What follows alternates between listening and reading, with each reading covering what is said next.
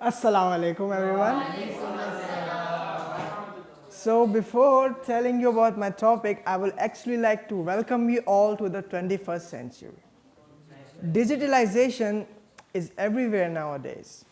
But do you know that technology existed before the existence of mankind?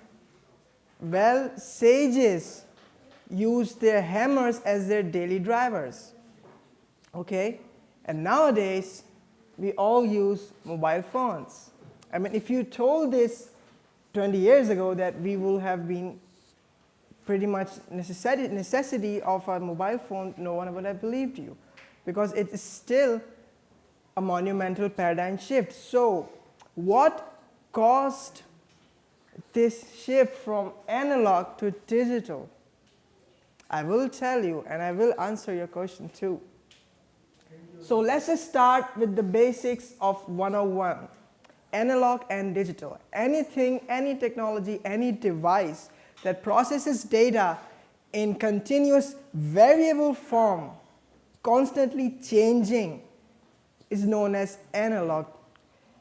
On the other hand, any computer device, electronic device that processes data in numerical values, which we know as binary language, it's digital technology. On and off, 1 and 1, zeros and zeros. You get the picture. Now, the future is already here. Like I said, the technology existed. It's just not evenly distributed. And there's so much reasons for that, political, geopolitical. I won't get into it. Now, let's just start with some examples and see if you all get the picture. A smartphone, is it an analog technology or a digital technology? Okay, you'll be right. A smartwatch, digital, right. A violin,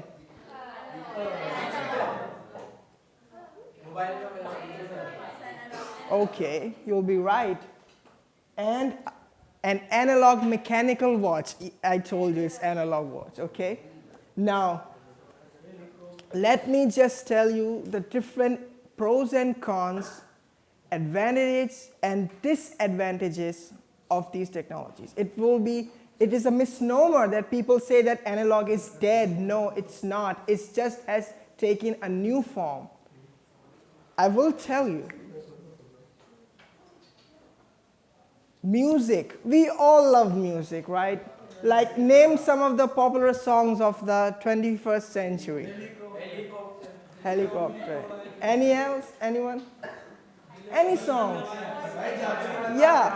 We all are familiar. Look, it doesn't matter. We all are familiar with music. Now, name the last symphony ever written. There's hundreds and thousands. I mean, people pay for such experiences, which we know as orchestral music, and it's a pretty big in international countries. People just go there for the experience. Why? You have your speakers, right?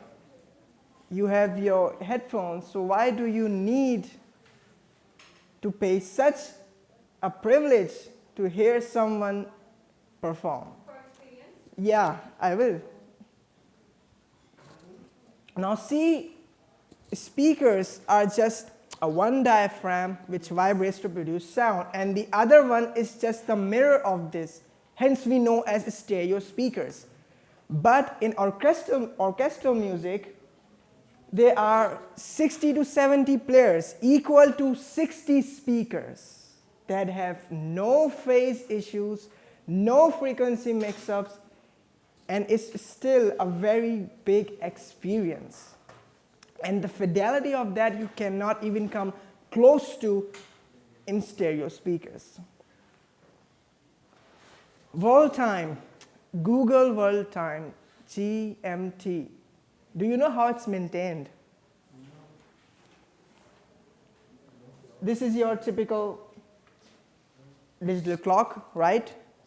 And this is an atomic clock made of pure analog technology.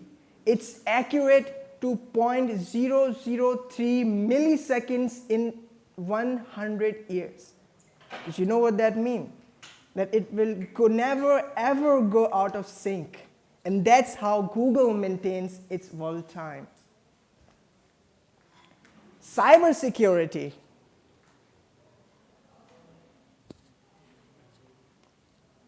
Now, when I talk about cybersecurity, I show you these cars. It doesn't make sense. You must be thinking, when I said cybersecurity, I will tell you about computers and technology.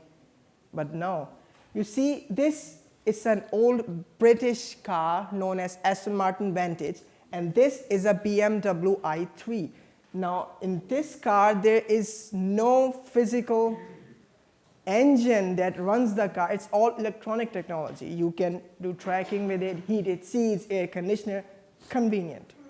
Whereas Vantage over here, guys, is made up of pure, hard, old school materials without a single computer chip. Well, obviously no one will buy such a car. Why will you waste? And it's expensive than the BMW. Why will you pay so much? You should go for the i3. But no. The thing is, in this car, you are minimizing security. You see, anyone can track you, shut your car down, take control of the throttle, and you won't even know what happened. Whereas analog and Martin, it's completely in your hands.